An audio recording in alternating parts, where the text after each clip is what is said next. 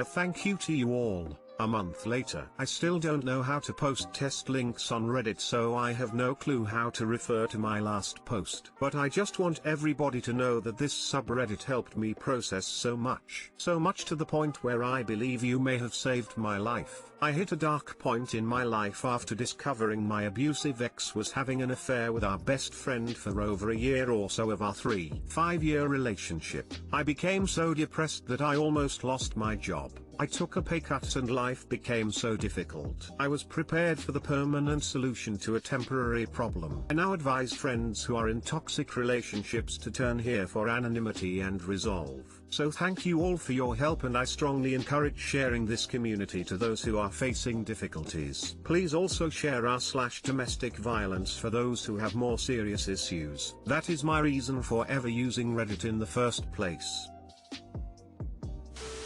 Well, that's wholesome. So glad you're doing better. I'm as well, and I truly owe it to this community.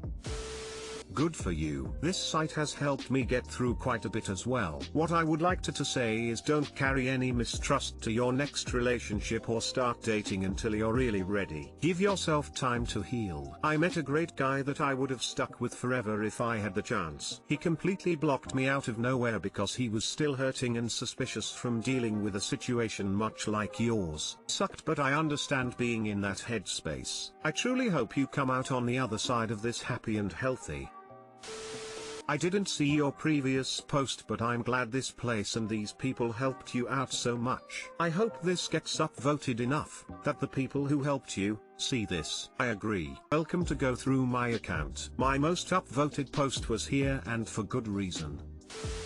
Glad to know you've made a right choice. After we grow up, we need to accept there'll always be some shit to deal with. Never give up, it'll get better at some point. Indeed, it's a good sub. Enjoy reading stories here and giving advice whenever I feel I can add something to the discussion. It's also helpful to me to see how relationships can be improved, how some things matter, like boundaries, love languages, communication. I like to see people step up their game instead of putting each other down, and this sub helps in that. Have a nice day. Cheers. I have some mixed feelings in my own life. Like, did this make me a stronger, more knowledgeable person, or would I be better off without the traumas that manifested? It is something I still struggle with daily, especially after meeting someone great and still not having the emotional capacity to pursue that. But I do agree with your feelings about the community, so thank you.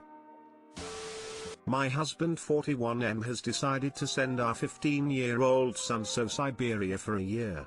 How do I try to get him to get our son back in USA? Hi there. Me and my husband are Russian immigrants who immigrated 22 years ago to Colorado. My husband is a surgeon and he is the main one in the family. Take care of the kids and him. Recently our son has been a bit angry and depressed, and my husband sent him to a small town in Siberia so he can learn about life. He is staying with his grandparents. I always thought this was a bad idea. He has no phone, no computer there, and he is telling me he wants to go home really bad. What should I do? Put your foot down and buy a ticket for your son. Sending a depressed 15-year-old to be isolated and living in another country with only his grandparents and no access to the outside world sounds like it will only make his mental health worse. Tell your husband you will be bringing your son home. You are his parent too, and your husband can't make these decisions on his own. My husband says it's for his best because he will come home like a man. He is being taught hunting, fishing, logging, and to lose weight. My son is pretty fat and grandparents are gonna make him lose weight. I just don't think he should be there for that long. It is odd to me that you and your husband are not on the same page with sending a minor to a foreign country, foreign to your son. I think it is a bad idea to send a teenager to live thousands of miles away from their parents. So your husband is a medical doctor and he thinks it's a good idea to isolate his depressed kid from friends, close relatives, and any tool that could offer a support system?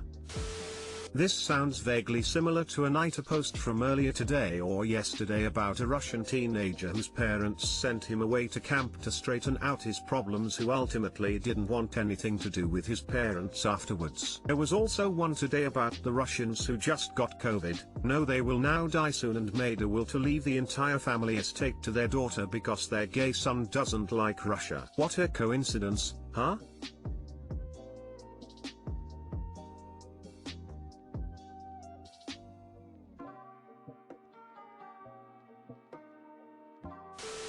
Honestly, I think an experience abroad / in a different environment can be very helpful, but it shouldn't be so punitive. It can't be a positive experience if it's being done to punish him. If you get your son's input and do summers in Siberia, or go as a family, or you with your son, I think it could be a way better experience. My 30M partner, 30F, is extremely upset at me because I hit her. I want to preface this by saying I know the title is extremely clickbaity, but there's context, and I wanted to ask about how I should proceed with next steps here, as I am finding myself in a huge values conflict. My partner has a running joke where she tries to poke my anus through clothes because she finds it funny when I am not paying attention and how I react to it. For the sake of the thread and my personal reasons, I will refer to the anus as butt, and none of this will be about my butt cheeks. This running joke has been going on for a while, and while I admit that it sometimes makes me uncomfortable, I have become flexible about it, and asked her not to do it when I am doing something sensitive, such as me bending over to pick something up, me trying to reach for something behind a couch, etc. And sometimes even if I ask her not to do it, she goes ahead and does it. 2 days ago, I asked her to help me with putting some stuff on top of my ceiling height closet. I was stepping on a stool, and had to get up and down every time to get another thing and put it up. I have an injured knee, so this was becoming a bit painful, so I asked her for help so she could pass me the boxes I wanted to put up top. Stool I was on was meant for sitting only, and not standing on it. I am not tall by any means at 5 feet 8 inches, but I was standing on a 40-inch plastic stool. She passed me a box, and while I was reaching for the top part of the closet, she poked my butt. I got incredibly startled and almost slipped, and got mad because I could have fallen, and told her to cut it off and to just stop helping if she was going to be joking like that. She stopped and continued helping for a while. Yesterday, I asked her to help again, and she jokingly asked if she could poke my butt, and I said no. I told her I was scared of falling off and hurting myself when we are so close to moving to our new home. She laughed it off and said she wouldn't do it. I got on the stool again, she passed me a box, and while I was reaching up she said, "Oh, your shorts slipped down a bit when you got on the stool, let me fix them for you." But then I felt her hand getting close to my butt, and I swatted what I thought was her hand with my one free hand, but I actually swatted her face and hit her eye hard. I immediately got down, as she started yelling in pain, and I started to ask if she was okay, if she could see with that eye, and to let me see. I have a medical background, and told her to go rinse real quick. When she came back, she was extremely pissed at me and wanted me to apologize. I'll be honest with you all, I didn't want to. While I understand I hurt her, the fact I explained to her the day before how I was upset that her little joke could have made me fall and she didn't acknowledge the fear, or apologize, made me act petty and tell her I didn't think it was fair to apologize when she never did, and that my action was justified because she had not respected my wishes before, so I reacted instinctively. She took this very badly, and now we are stuck in a point where she asked me if that meant I didn't trust her, and me saying I can't trust someone who does something they said they wouldn't do. So I'm approaching you all now for advice on how to move forward with this situation. Neither of us is budging, and I have to admit I would feel like she is winning if I have to admit fault through what she expresses should be none of her own. Update. So first of all, I want to take the time to thank you/Opus, obviously trolling you/Answeranas, for the help and resources they provided, as well as everyone else who shared their opinion on what should be done. And with a shocking turn of events, my mill saw my partner's bruised eye. I scratched her eyelid with my nails as I had just trimmed them when this happened, and asked what the hell had happened. My partner first said he hit me and Mill went from 0 to 100. Her other daughters all are in abusive relationships, and then calmed down and asked why. She knows I am not a physically reactive person, so she was shocked to hear I would react like that. She started asking my partner all these questions until she spilled the beans. My Mill is extremely upset at my partner and gave her a good telling about how she earned that injury and not to answer things so lightly. Mill is a previous rape survivor,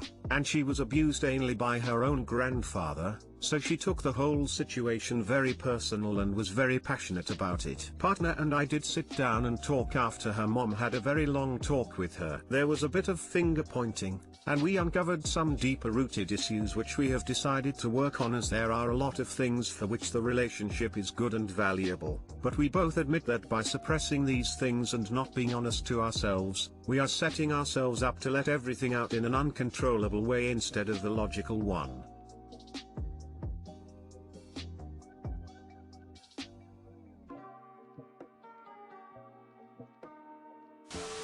Are you okay with her touching your butt jokingly? I wouldn't be. You can tell her that you don't find that funny and that she is /_never /_ allowed to do it again. If she says no or throws a fit, that's an enormous red flag. To be honest, her behavior is a red flag already. I mean, jokingly I get it. Just as I would randomly approach her quietly and spook her kinda jokingly. But I wouldn't spook her if, say, she was on the phone, or pouring her coffee, if that makes sense.